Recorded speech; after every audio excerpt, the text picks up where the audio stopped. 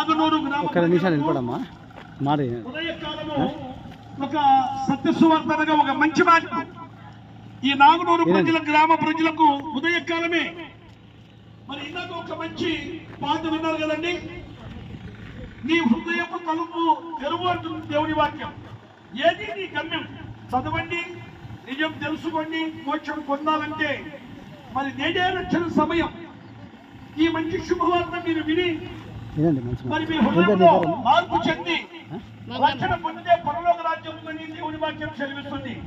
ప్రియమైన సోదరి సోదరులారా, పుట్టుట గిట్టుట కొరకే అంటే దీని భావము పుట్టిన ప్రతి మనిషి మరణించక తప్పదని అర్థం. మానవుడు మరణించిన తర్వాత ఎక్కడికి వెళ్తున్నాడు? మానవునికి గమ్యస్థానం ఏది?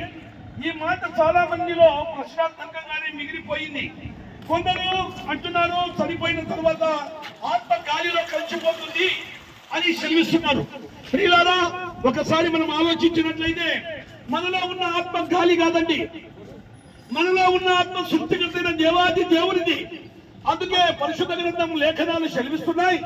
దేవుడైన యెహోవా నీలమట్టితో నరుని నిర్మించి నాసికారంలో జీవవాయును ఊదగా నరుడు జీవాత్మ కలిగిన మానవుడు ఈ భూమి మీద తాను చేసిన సృష్టిలో ఈ భూమి మీద మరి చల్లని గాలి అనుభవిస్తున్నాడు, సూర్యుని అనుభవిస్తున్నాడు, మరి రాత్రిపూట వెన్నెల అనుభవిస్తున్నాడు, మరి నింగి నేల నీరు నిప్పు గాలి సమస్తము అనుభవిస్తున్నాడు.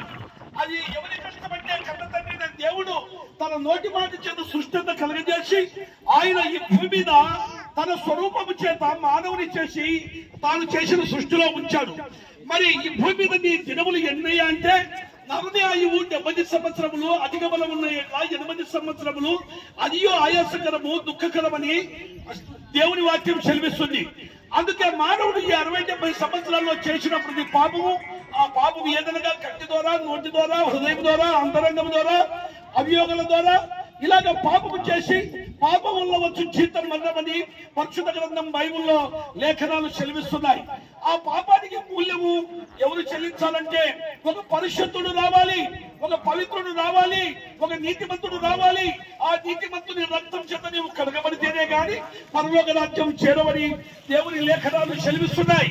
ఓ ప్రియమైన ప్రియ అక్క, చెల్లి, అమ్మ, ఒకసారి నీవు గమనించినట్లయితే ఈ ఉదయకాలం మరి ప్రభు నిన్ను ఉచితముగా ప్రేమించి తానే శిలువ సంపూర్ణమైన మానవుడిగా జన్మించి ఆయన 30 సంవత్సరాలు జీవించి 3.5 సంవత్సరాలు ఇలాగే పరిచయం చేశాడు.